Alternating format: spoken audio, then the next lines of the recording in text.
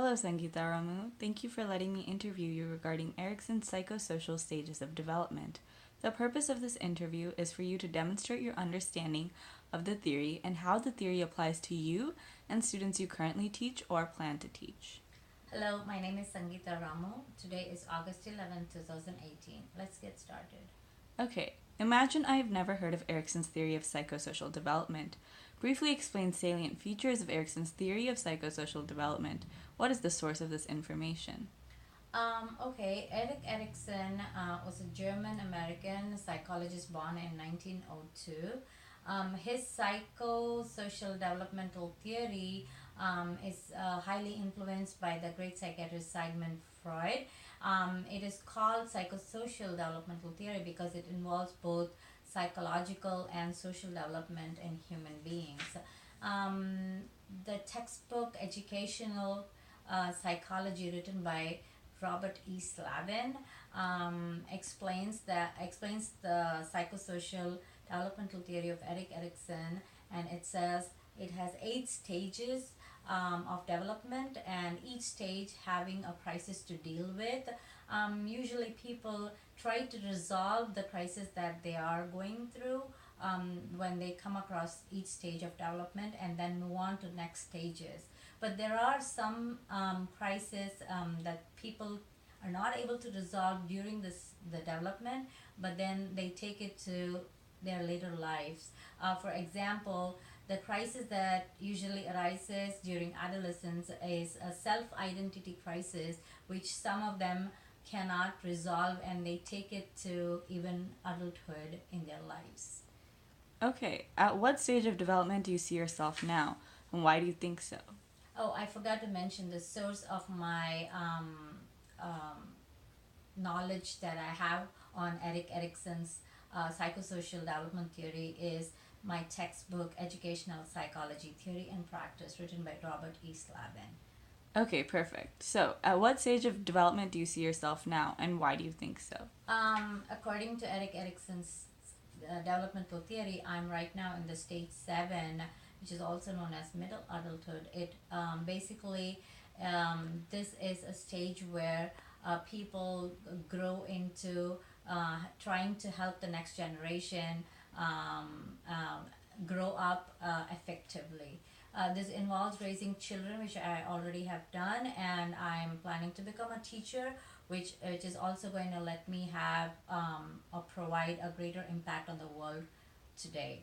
The crisis that this particular stage involves is becoming self indulgent or self absorbent if you're not developing right into the stage as per Erik Erikson's developmental theory of generativity. Is basically providing for the upcoming generations. Okay, explain how being at this stage of development might influence your behavior and outlook in your classroom. On what do you base this explanation? Yeah, since I'm at this stage right now, I'm focused on providing the best guidance possible for my students. My psychosocial growth in my previous stages would not have been enough to provide the same kind of help and understand and set an example for my students. I base my reasoning on Erik Erikson's theory describing stage 7, which is known as the middle adulthood. Okay, identify at what level your students are or will likely be at in Erickson's stages. Okay, since I'm planning to teach elementary school, I think my students are going to be in stage 4, for which the students are going to be from age 6 to age 12. Okay, so explain how being at this stage of development might influence their behavior and outlook in your classroom. On what do you base this explanation? Okay.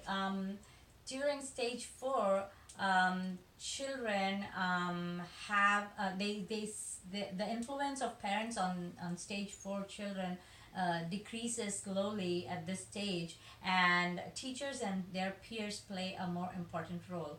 They like to make things with their friends and do more and feel good about it, and failure is a huge deal that they cannot handle. They think it creates a self negative image in front of their classmates and teacher, and they constantly try hard to keep up to the standards that the teachers and parents and the world is holding up for them. As And they get easily discouraged if they fail.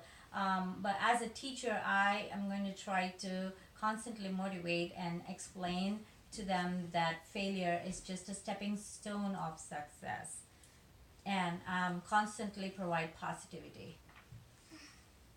Okay. So, what might some disconnects between you and your students be, keeping the differences in the two stages in mind? Yeah, as an adult, I think for me, failure is not much of a big deal. I feel it's just a stepping stone for success, and for me, failure doesn't weigh too much because that is where I am in my social and mental development. But for children at stage 4, developmental stages, they think failure is a big um, deal and it cannot be dealt with.